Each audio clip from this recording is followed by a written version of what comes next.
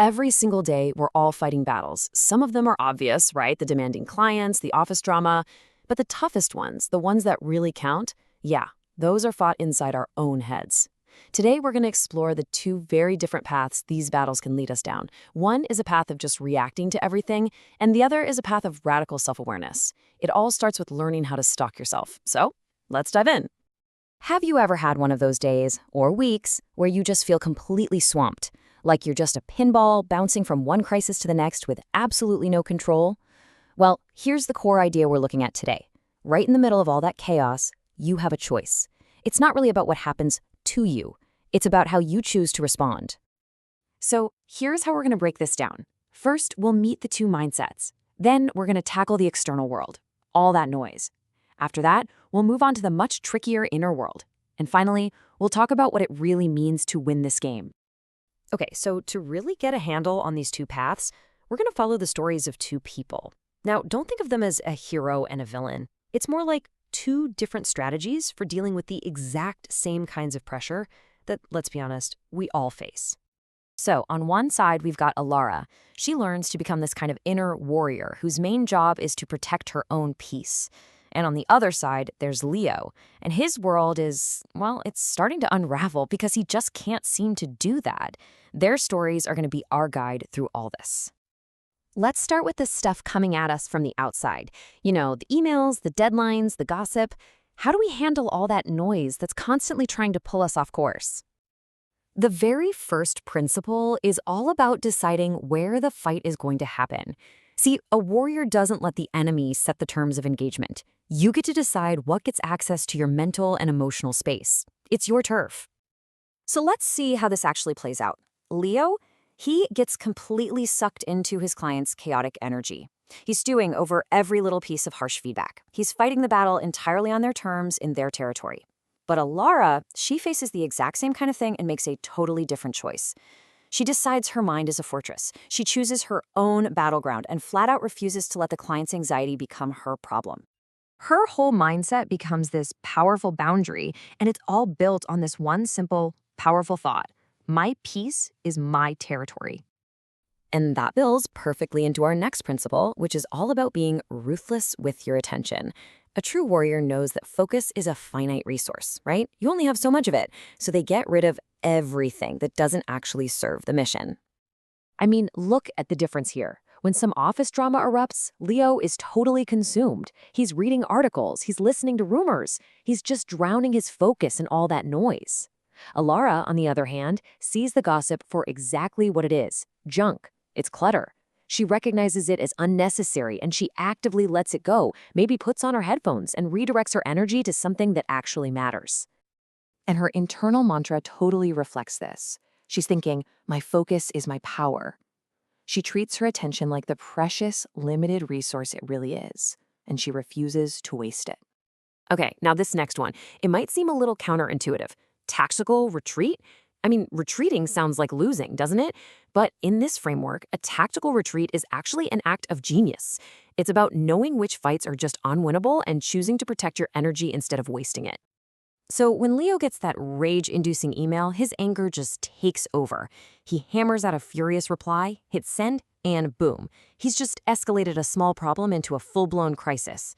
Ilara feels that exact same frustration with a difficult colleague, but she sees the trap. She knows this fight is unwinnable, so she doesn't engage. She just mentally takes a step back and takes a breath. And that's her strength. She understands that choosing not to fight, choosing to withdraw, that's a deliberate act of power. She's not surrendering, she's preserving her strength for the battles that are actually worth fighting. Okay, so we've managed the chaos from the outside world. But what about the battle that's raging inside our own minds? This is where the real work begins. This is where we learn how to stalk ourselves. So, remember all that energy Alara saved by not fighting those pointless battles? Well, now she's got a surplus. This principle is about using that saved-up clarity and focus to act decisively when it really counts, instead of just being frozen by indecision. And you can see the results. Leo, completely drained from reacting to everything all day, is just paralyzed by his to-do list. He bounces from one thing to the next, but finishes nothing. Elara, with all her energy preserved, can look at her own scary list, take a breath, and make one clear, precise decision. She chooses to act, not just react. And now we get to the absolute heart of this whole thing, the title of this explainer: hunting yourself, stalking yourself. What on earth does that mean? It means realizing your greatest enemy isn't a client, it's not a colleague, it's that critical voice inside your own head. And a warrior doesn't argue with this voice. No. They turn their awareness inward. They observe it, and they learn its patterns, kind of like a hunter stalking its prey. So what happens when you don't stalk yourself? You end up like Leo. He's actually being hunted by his own inner critic. He argues with it, he tries to prove it wrong, and he's constantly seeking validation from other people to try and make it shut up. But what happens when you do stalk yourself? You become Elara. She just watches the voice.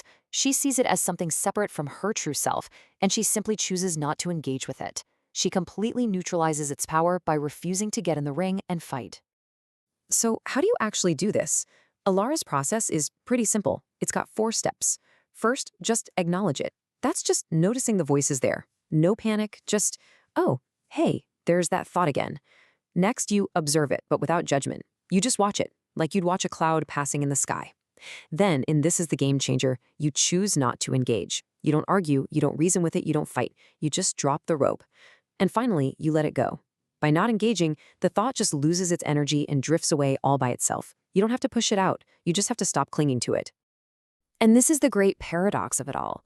Real power, real control over your inner world, it doesn't come from fighting harder. It comes from letting go of the need to win every single internal argument. So after all these battles, both internal and external, what does winning actually look like? Well, the answer might surprise you. So where do their 2 paths end up? Well, after Leo fails, he desperately needs validation. He goes on social media, he's explaining his side of the story, looking for sympathy. He pushes himself into the spotlight, which only brings more negative attention and just amplifies his misery. But Elara, after her success, she finds her fulfillment internally. She doesn't need praise or likes. Her joy is in the work itself, in the peace she fought so hard to protect. Her victory is quiet, it's internal, and it is totally complete. And that leaves us with this final thought. The most important victories we ever win and the most devastating losses we ever suffer, they all happen in a place that no one else can ever see, inside your own mind. So the real question isn't if you're going to fight, it's where you will choose to fight.